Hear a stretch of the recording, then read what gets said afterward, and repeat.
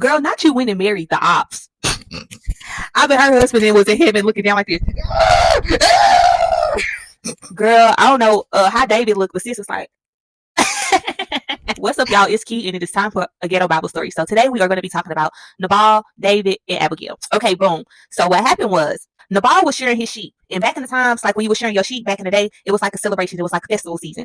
So David, who was a warrior, this was before he was the king of Israel. At the time, he heard Nabal was shearing his sheep, and he was like, bet, say less. So he went and sent some of his men down there because at this time, he had been protecting Nabal sheep and some of his men. So he like, well, it's festival season, so maybe he can like help us with some supplies or whatever like that. So he sent his men down there to go ask Nabal. So the dudes get there, they like, oh, what's up, Nabal? David said, if we can get some supplies, we got this big war and stuff coming up, we in the wilderness, we need a little bit of this, we need a little bit of that. So Nabal like, David who? Who is David? I don't know no David. Nabal had a reputation. He was very arrogant, very rude. Everybody knew this about him, but he threw some bomb parties. And on this day specifically, he was throwing a party, baby. He was already off the Hennessy, okay? David men came back to David and was like, not only did he say no, but he insulted you and was like, he didn't know who you was, none of that. So this drove David mad insane. At that point, David said, I need 400 of y'all and we finna go kill them all. So David got his 400 men and they headed to Nabal house. Mind you, Nabal having a party. They in there off the Hennessy. They not like us. They not like us. Not even knowing that David is on the way to come kill them. So Nabal had a wife named Abagail. Now everybody loved Abagail. She was so sweet. She was so pretty. So word had already got back that David then was on the way. But Nabal them, they drunk. They ain't worried about none of that. So Abagail like, oh my God. She start getting everything in the house, y'all.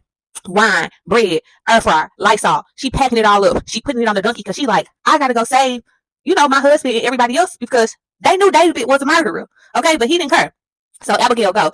Somehow her and David end up meeting each other in the wilderness. So she get down, she curtsy down, she get on her knees. She like, I'm so sorry. Like, my husband is a prick. In so many words, like, please forgive us, accept this gift from us. She gave him all these things. And she's like, David, like, God got so much more for you. Like, don't do this. Don't be angry. Don't do this. So David was like, you know what? You right. So he sent Abagail home. Abagail then ended up telling her husband until the next day, like, bro, you almost got us killed last night. Why did I have to go to David, who was on the way to come kill us, because of you not being humble, you being arrogant, you being one of them. So Nabal ended up dying 10 days later. Abagail, what you doing? How this man died 10 days later? So when David heard that Nabal died, he ended up sending his servants back to go get Abagail and basically was like he wanted to marry her.